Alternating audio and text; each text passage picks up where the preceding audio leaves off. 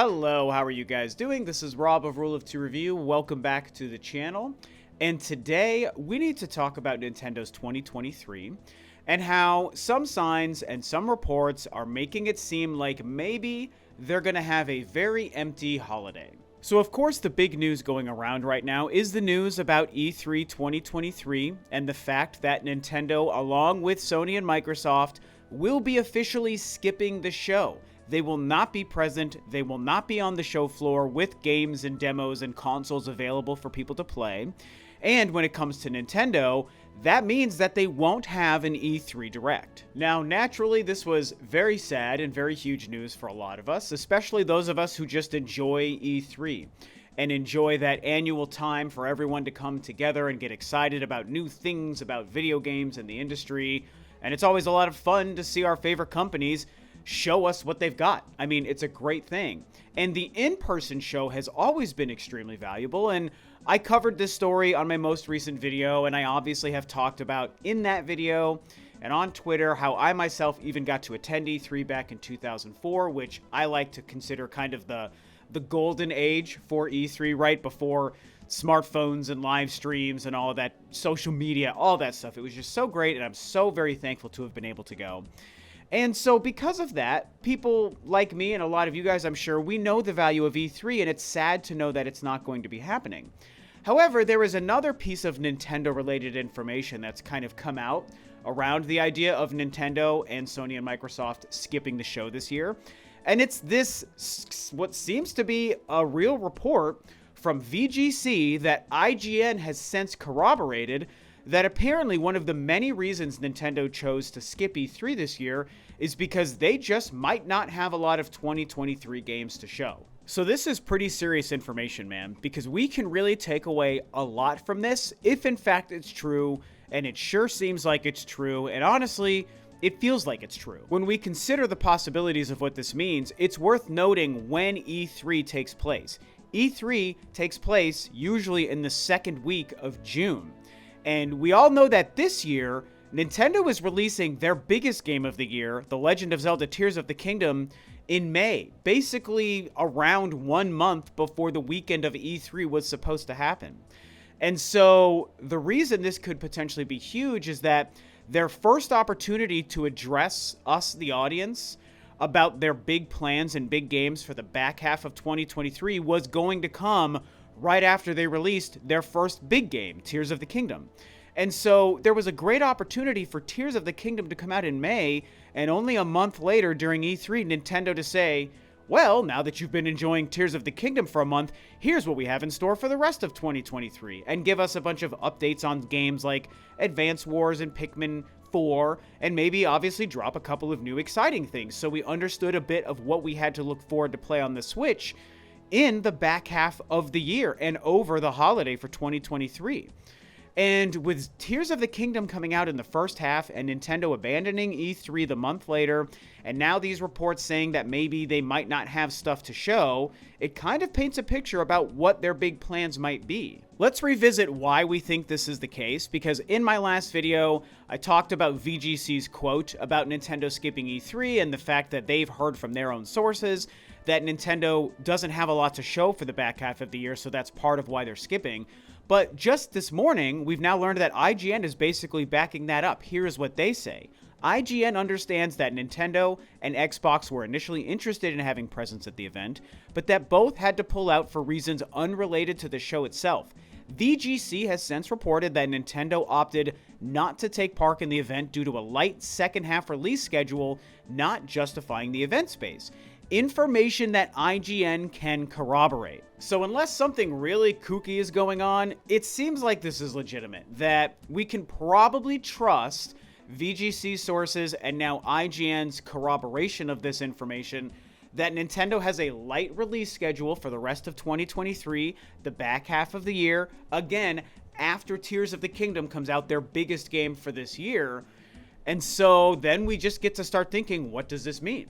And I discussed just a little bit briefly at the end of my last video about this E3 news, that this could potentially be a sign that with all of this open runway from June to December of 2023, maybe they're opening up the space for them to reveal something like new hardware. Before I even get into that, it's worth noting the kind of games that we could still expect to see before the year is over.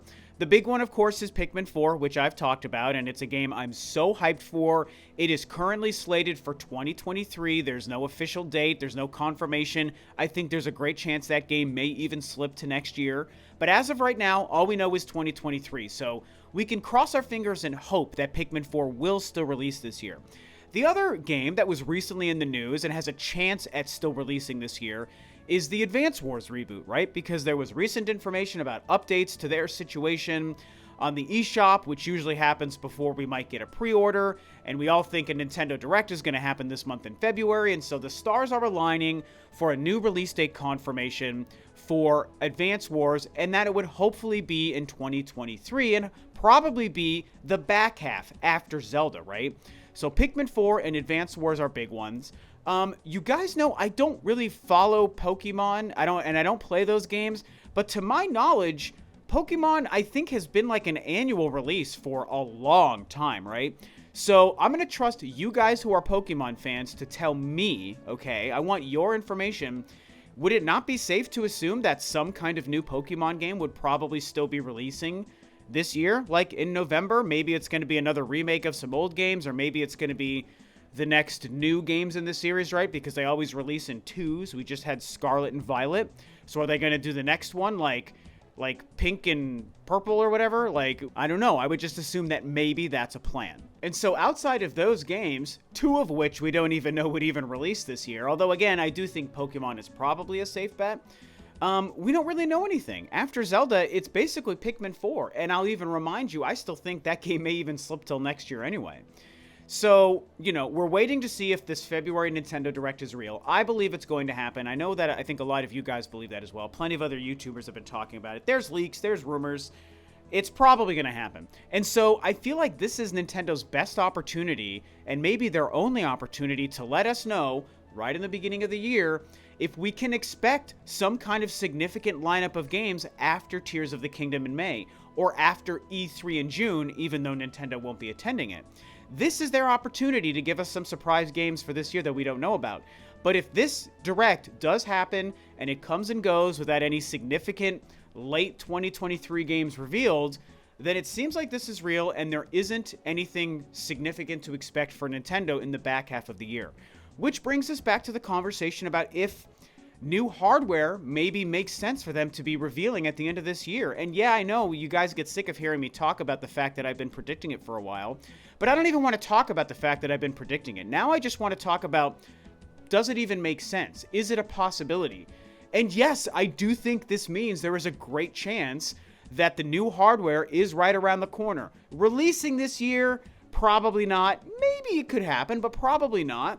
But revealed this year, like I have been saying for a while, yes, I think there's a great chance that this is opening the doors for that to happen. Now, to be fair, it's also a little bit strange because we just had this report that I don't think has been officially confirmed about Nintendo upping their production of 2017 Switch hardware, right?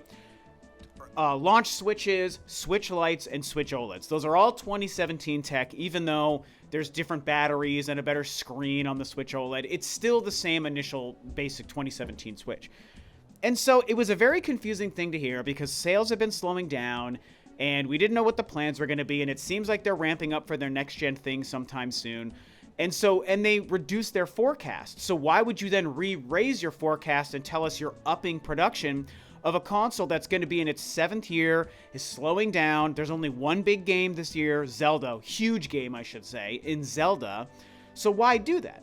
Now, the reasons I said they were probably doing it, just a guess, is that it's probably for the release of Zelda. And if these Zelda-themed Switch OLEDs are real, then they would probably up production so that they have, maybe 2 to 5 million of those Switch OLEDs with Zelda-themed stuff on it for the release of that game, but the rest of their 2017 forecast might be the same, right? That's the only thing I could think of. And so does upping their forecast mean that they wouldn't be revealing hardware at the end of the year? I don't know, but here's the thing. Why would they up their forecast and their projections of Switches they're making and planning to sell while still not having a lineup of new exciting games for the back half of the year? It's very confusing to me, and so either Nintendo's making some weird mistakes or something isn't exactly what it seems. So let's wrap this up by talking about why this could be a sign for Nintendo to reveal new hardware, and why I think it's actually a great opportunity, right? A lot of people have pointed out a pretty good point. I'll admit it's a very good point, that if Nintendo had a bunch of games in the back half of the year and they had a bunch of holiday titles to be excited for us to buy, revealing their new hardware like in September or October or November could hurt the sales of Switches over the holiday, because why would people buy Switches this holiday when they know that 6 months from now they can buy the newest, better thing, right? And it's a good point. But that's why, the truth of that point is why them potentially having an empty back half of the year and an empty holiday means they might be priming themselves up to reveal that hardware this year, so that we know maybe in the first half of 2024, the thing would release and we could buy it and play it, right? And think about it. If they don't have big tentpole games to sell on the current Switch in 2023, or at least a lot of big games to sell on the Switch, what damage would they be doing by revealing the Switch 2 in October and saying, hey, in March or April next year, you can play the Switch 2, that's when it's coming out? What damage to their holiday sales are they doing if they don't have a lot of big games for people to buy on their Switch and a lot of new games to make people buy new Switches they might not already have, right? Because that's the idea, is selling new Switches to people who don't already have them. I know, the upping of the Switch production makes things murky, but it's worth noting that they've sold almost 120 million Switches already. How many more people could they sell Switches to? I mean, a few million for sure. I think the thing may top out at around 130 million when all is said and done, which is unbelievable. It's already unbelievable. But at what point have you reached enough of your audience that you can't keep trying to push new hardware? You have to be about pushing games on that hardware, and now you're getting to the territory where you need to start pumping up your next hardware. And so, if this is proven wrong, and let's say we learn this is a lie, and Nintendo has 6 huge games to buy on the current Switch between June and December. If that happens, maybe there's truth to Nintendo not wanting to cannibalize their holiday sales by revealing new hardware this year. But I kind of think that this is true, this news is real. And I just think with all of this open space with no significant releases in the back half of the year, why not reveal your new hardware if your new hardware is being made? I'm obviously just assuming it's being made. I could be wrong, but I think I'm right. And so why not just reveal it at the end of the year? Not to mention, when people talk about cannibalizing your sales by revealing your new hardware, here's the thing. Every time any company, Nintendo, Microsoft, Sony, Sega back in the day, anytime any company reveals new hardware, they have to be willing to acknowledge and absorb that potential loss, that cannibalization, for that window of time from reveal to release of the new hardware anyways. It's an unavoidable thing. Whether Nintendo gives them 3 months or 6 months or a year from reveal to release, it's a time period they know they have to deal with, right? They had to do it with the Switch back in 2016. Sony did it with the PS5. Microsoft did it with the Series X. You're going to have that overlap where you want people to buy your PS4 or your Nintendo Switch or whatever, but you also have to say, hey, PS5 is coming out in 6 months, or hey, Switch 2 is coming out in 6 months. It's got to happen. It's unavoidable no matter what time period you do. So in a normal year where you have a stacked holiday, yes, you would have probably want to avoid the holiday time. But if Nintendo, per these reports, doesn't have a stacked holiday, that's where it makes a lot more sense. So I'll just say again at the end, speculating, guessing, we're having fun theorizing as fans, nothing is confirmed. I'm not leaking inside information. I'm not trying to start rumors. I'm just a guy who loves talking about this stuff, predicting with my mind, based off of this news report, what I think may happen. And so maybe I'm wrong, but I think there's a great chance Nintendo might be making way for them to reveal new hardware before the end of this year.